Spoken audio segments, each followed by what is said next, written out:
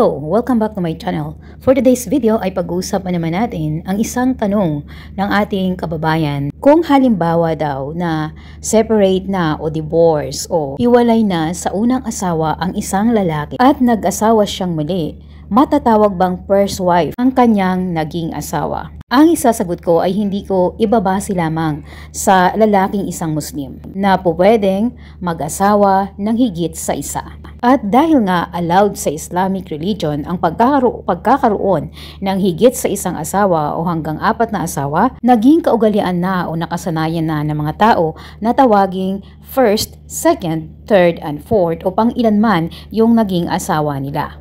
Pero sa totoo lamang, sila po ay pare-parehong legal na asawa.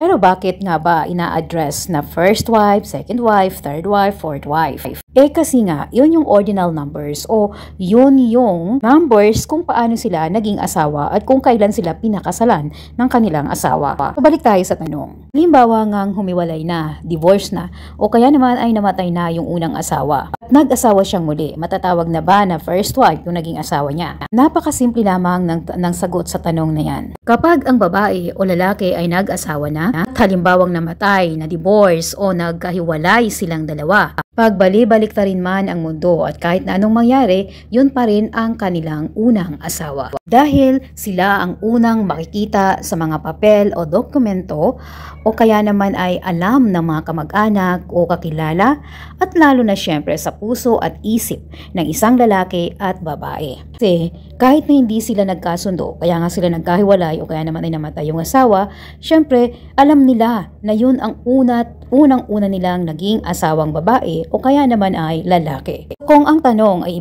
ibabase natin sa legalization o pag-a-address bilang asawa, namatay na nga o kaya naman ay divorce na doon sa unang asawa. Divorce lamang po yun o kaya patay na, pero siya pa rin ang unang asawa. Kung namatay na ang unang asawa, syempre recorded na yon. At kung divorce naman, recorded na rin yon. Ganon din kapag naghiwalay na. Kaya kung mag-aasawang muli si babae o si lalaki, hindi na sila pwedeng i-address o tawagin na first wife or first husband. Kasi nga sa mga records or sa paningin ng mga kamag-anak nila, sila ay second marriage na. So i-address na sila na second husband and second wife. Pero dahil nga hiwalay na o kaya naman patay na, syempre doon sa mga rights, pagtingin at siguro yung respeto na ibinibigay nila doon sa unang asawa ay syempre mapapasayo na yon dahil ikaw na ang asawa sa ngayon. Na natin pwedeng sabihin i-apply ito sa mga Muslim na lalaki o hindi Muslim kasi kahit paanong relihiyon, kapag second marriage na yan, of course you are tagged as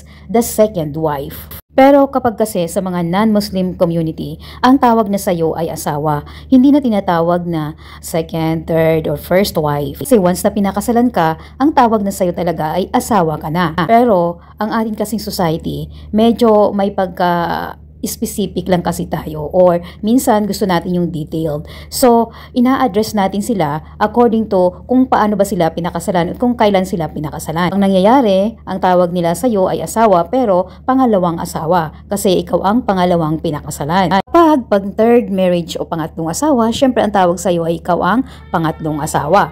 At kapag naman pang-apat ka ng pinakasalan, ibig sabihin ay ikaw na yung fourth na asawa. Anong talaga ang magiging sitwasyon kahit paanong relihiyon o anong lahi pa yan? Maraming salamat sa panonood and if you are new to my channel, please don't forget to subscribe, like, and click the notification bell so that you will be notified for the next video that I am going to upload. Thank you!